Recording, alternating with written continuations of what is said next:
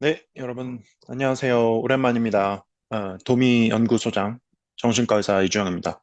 제가 최근에 허리가 좀 안 좋아서 한동안 유튜브를 쉬고 있었습니다. 거기에 더해가지고 제가 지금 쓰고 있는 원고가 있는데 그게 데드라인이 다가오면서 제가 저녁에 좀 집중해서 그쪽 일을 해야 돼가지고 제가 유튜브를 겸사겸사 좀 쉬고 있었는데 그 사이에 많은 유튜브 채널에서 굉장히 그 한국 의료대란의 사태에 대해서는 이제 다루는 채널도 굉장히 많아지고 분노를 대신 표출해 주시는 채널도 생기고 해서 책임감을 갖고 영상을 찍지 않았습니다. 그래서 좀 양해를 부탁드리고 저희가 작업한 그 논문 Journal of GME의 8월호가 드디어 곧 나옵니다. 드디어 아쉽게도 2개월에 한 번씩 나오는 저널이어가지고 이게 어쩌다 보니까 타이밍이 이렇게 안 맞아서 8월 호에 나오게 됐습니다. 대신에 그 눈에 확 띄게 그 비주얼 애브스트랙트도 굉장히 신경 써가지고 썼거든요. 그래서 나오면은 관심 많이 가져주시기 바랍니다.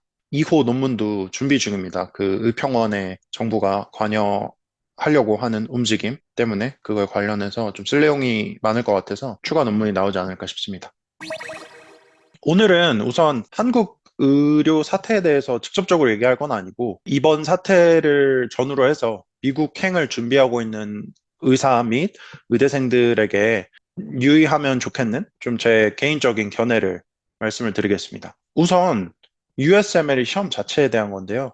특정 그 매체나 뭐 신문 온라인 기사에서 마치 그 미국에서 지금 진행되는 법안이 USMLE를 면제해주는 법안이라고 자꾸 안내하는 거짓 정보들이 있는데 USMLE를 면제받으면서 미국 의사 생활을 할 수 있는 방법은 없습니다. USMLE 1, 2, 3를 다 따야 주 의사 면허가 나오기 때문이에요.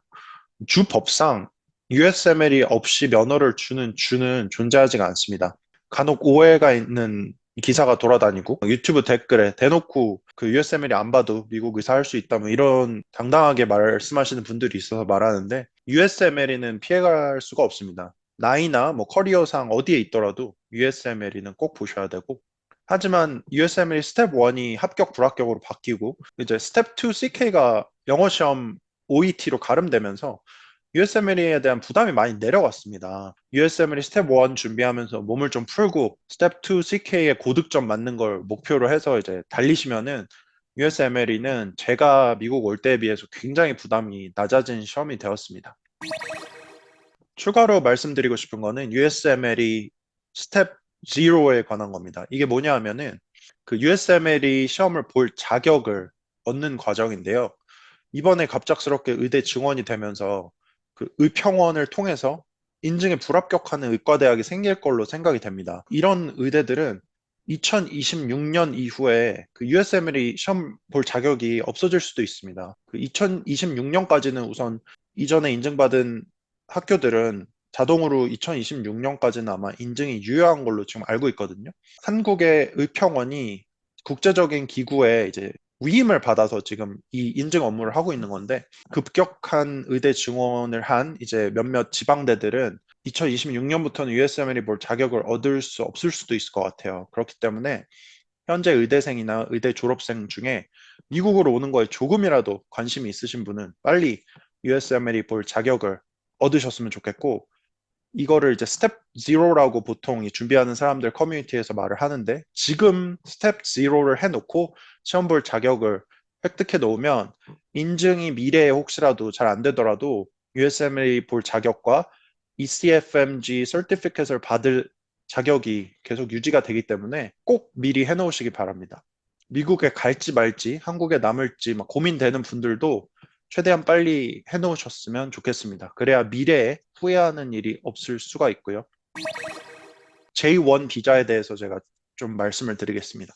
전공이 업무 개시 명령이 이제 철회되면서 제가 볼 때 정부에서 J1 비자에 필요한 그 SON, Statement of Need나 뭐 해외 수련 추천서라는 서류가 있는데 이걸 발급을 안 해줄 명분이 사실상 사라졌습니다. 이제 업무 개시 명령, 그 행정 명령을 철회하면서 즉 그 현재 SON 발급 규정에 따르면 행정 명령을 받은 전공이나 의사에 한해서는 이제 추천서를 발급을 안 해줄 명분이 사실상 있습니다. 이 규정에 따르면. 근데 이걸 철회함으로 해서 이제 그 명분이 완전히 사라진 거죠. 이게 무슨 의미냐? 현재 사직서를 제출했던 이번 사태 전후에서 이제 사직서를 제출한 전공의들도 미국 진출을 위한 J1 비자 발급에 행정적인 문제가 없을 걸로 예측된다는 겁니다. 이게 중요한 거예요. 제가 사실 이 행정명령이 철회되기 전까지는 미국행에 대해서 이렇게 자신감 있게 J1 무조건 나올 거다. 그렇게 말을 못 했는데 이번에 이게 철회되면서 사실상 J1 비자에 대한 길은 열렸다고 저는 생각합니다. 근데 올해 2024년에 미국에 오기로 돼 있던 그 J1 비자를 받아야 되는 사람들한테 무슨 일이 있었냐면은 보건복지부가 그 SON을 제때 발급하는 걸 좀 뭉개고 평소보다 한 달 반 정도 이제 뭉갰던 일이 있거든요. 근데 결국에 발급은 다 해줬는데 그 사람들이 엄청나게 막 민원을 넣고 저도 이제 주한 미국 대사관에 탄원서도 넣고 이제 각종 이제 압박을 가해서 결국에는 모든 사람이 발급은 받았는데 그 과정에서 굉장히 정신적으로 사람들이 괴로워했고 변호사를 선임해야 되냐 마냐 하는 막 그런 일도 있었던 걸로 알고 있습니다. 하지만 실질적으로 이걸 막을 수 없다는 거를 사실상 이번 행정명령 철회로 증명을 한 거고요.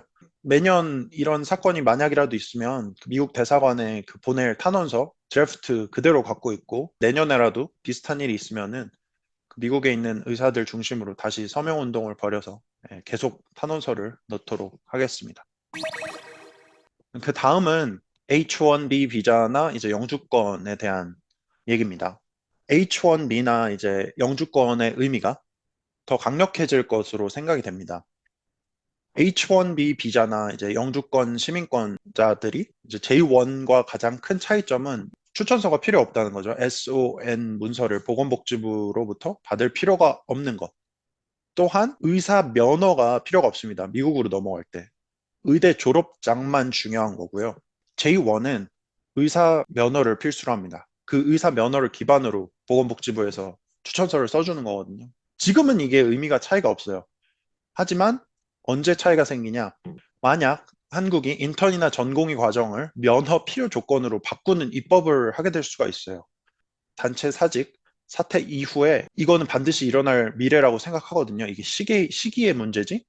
전공이 사직하는 걸 보면서 국회의원들이 이제 느끼는 바가 있을 거고, 제가 볼 때 이거는 여야 상관없이 아마 전공의를 싼 값에 부려먹으려는 이제 기성세대 정치인들이 앞장서서 이 법을 이제 뭐 발의를 할 건데 이렇게 되면 이제 J1 비자의 가치가 정말 이제 추락을 하는 거죠. 다른 가능성을 다 시도해보고 어쩔 수 없이 선택하는 비자가 될 건데 이제 면허에 필요한 강제 수련 조항이 혹시라도 미래에 이제 추가가 되면 우선 의대를 졸업한 직후에 미국에 갈 사람들은 H1B 비자를 지원해주는 병원에만 골라서 매칭을 시도를 하겠죠. 뭐 떨어지면 1년 재수까지도 제가 볼 때는 할 가치가 있을 것 같아요. 근데 이제 두 번 했는데도 혹시 H1B 비자로 이제 수련을 못 받게 되면 제가 볼 때 어쩔 수 없이 그 1, 2년 한국 강제 전공의 수련을 거쳐서 한국 면허를 따고 이제 그때부터는 J1 비자까지 범위를 넓혀서 이제 매칭에 도전을 하게 되는 거죠. 그래서 요런 미래를 우선은 생각하고 있는데 글쎄요. 이 전공의 강제 수련 조항을 한 2, 3년 아니면은 발의가 되지 않을까 좀 조심스럽게 생각을 하고 있기 때문에 매칭을 하실 분들은 최대한 빨리 미국에 왔으면 좋겠습니다. 그 다음은 영주권에 대한 얘기인데요. 연구 이력이 있는 사람 중에 이제 미국에 올 거를 고려하고 있으신 분들은 미리미리 이민 변호사와 좀 상담을 해서 그 NIW EB1이나 EB2 카테고리로 영주권 신청을 좀 바로 하세요. 이게 탈조선 하려는 그 전문 연구 인력들이 많아지면서 이게 점점 더 오래 걸리게 지금 되어 있습니다. 지금도 2, 3년이 걸리는데 이 변수가 이제 혹시라도 트럼프가 대통령이 되거나 사람이 너무 몰리면은 이제 이게 3, 4년, 뭐 5년까지도 이제 늘어날 수도 있거든요. 조금이라도 그 연구 이력을 통해서 미국의 영주권을 따시려는 분들은 빨리 신청을 했으면 좋겠고 NIW는 이제 자신이 연구한 분야에 자신의 그 위치를 증명해 줄 사람의 추천서가 최소 5장, 최대 7장이 필요합니다. 지금 요새 정말 역대급으로 그 이 요청을 많이 받고 있거든요. 추천서. 제가 미국 온 이후에 이제 추천서 요청을 이렇게 많이 받은 적이 없는데 이번 의료 대란 사태 즈음부터 해가지고 정말 요청을 많이 받고 있습니다. 근데 영주권 신청할 때 꼭 아셔야 되는 게 1번 자녀가 미성년자여야만 본인이 영주권을 딸 때 자녀가 영주권이 같이 나옵니다. 그 자녀가 성인이 된 상태에서 영주권이 나오면 그 영주권을 줄 수가 없어요. 그거는 가족 초청으로 몇 년씩 걸리는 구조거든요. 그래서 자녀가 13세, 14세면은 그 빨리 서둘러야 돼요. 그러니까 자녀까지 영주권이 내려가게 하려면은 이제 뭐 한 11세, 12세면은 좀 안정권인데 이제 13, 14세는 아슬아슬할 수도 있기 때문에 자녀한테 영주권을 주고 싶으시면 본인 NIW를 최대한 지금 빨리 진행을 하셔야 됩니다. 그리고 두 번째, 영주권이 발급이 나오면 그 이후에, 그 직후에 6개월 이상 미국에 체류할 거라는 그 계획이 있어야 됩니다. 그래서 교수님들이면은 그 안식년을 활용하는 방법이 있어요. 신청 후에 한 2년 정도 지난 시점에서 이제 미국 잡을 알아보는 거죠. 그래서 그 시기에 맞게 좀 잠깐 뭐 교수직이나 뭐 한국 일을 내려놓고 미국에 좀 1년 정도 다녀오는 그런 계획을 타이밍에 맞게 세우거나 아니면 아예 매칭을 하거나 미국의 그 테네시 주 같은 이제 그 법안을 통해서 안정적으로 이제 1년 이상 일할 수 있는 그런 잡을 알아보시고 그 타이밍에 맞게 영주권 발급이 돼야지 영주권이 막 발급이 됐는데 미국에 못 가는 상황이 됐다. 그러면 영주권이 엄청난 노력이 다 취소될 수도 있기 때문에 그거를 병행을 하셔야 됩니다. 타이밍을 잘 알아보셔야 됩니다.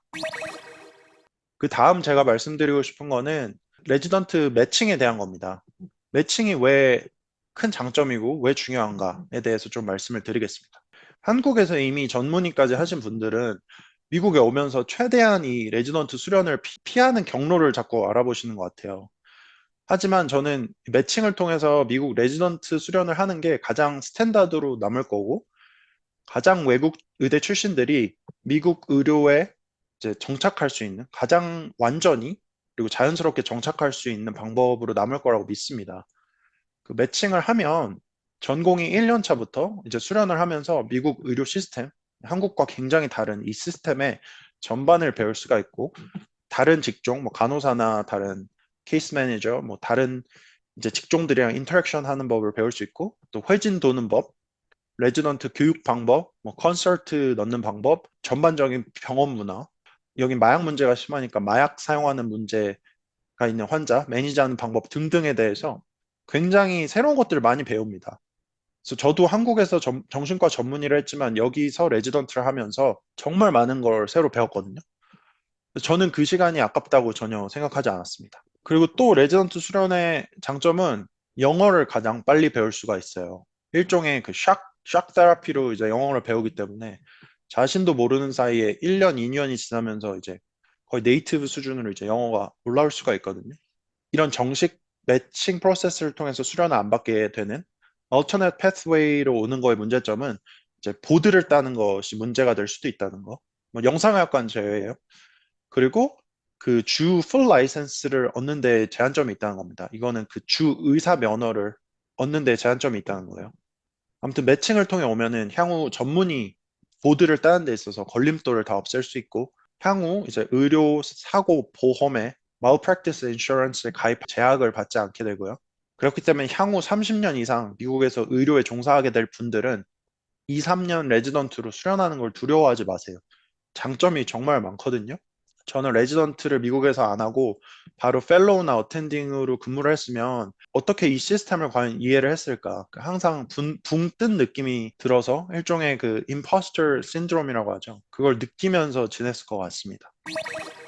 매칭이 가장 이제 큰 범위의 자유를 보장해주는 진입로라고 할 수가 있습니다. 의사들에게 현재 한국 사태를 피해서 미국에 오시려는 결정을 하신 분들은 이제 한국에서 자유의 억압을 피해서 결국 오시는 거잖아요. 매칭을 최우선으로 고려를 했으면 좋겠어요. 그래야 자유의 범위가 가장 넓게 유지가 됩니다. 내과, 뭐 소아과, 병리과, 신경과, 가정의학과, 정신과처럼 상대적으로 매칭 가능성이 높은 과의 전문이라면 우선 매칭으로 오는 경로를 최우선으로 고려를 하셨으면 좋겠습니다. 이 방법이 스탠다드로 남을 거고 앞으로 미국에서 의사로 수십 년간 지내면서 분명히 장기적으로 렁텀하게 굉장히 강점으로 작용을 할 거기 때문입니다. 예, 아무튼 오늘은 그 도미에 관련한 얘기를 우선 나눴고요. 코멘트나 질문 있으면 댓글에 꼭 달아주시고 채널 설명에 제 이메일 주소가 있으니까 그쪽으로 이메일 개인적으로 보내주셔도 되겠습니다. 그리고 그 영상의학과가 아닌 다른 과 전문의로서 이제 alternate pathway로 미국에 정착하신 분이 계시다면 저에게 꼭 연락 부탁드리겠습니다. 꼭 도미 연구소에서 초빙해서 인터뷰를 해서 공유를 하고 싶습니다. 네, 감사합니다.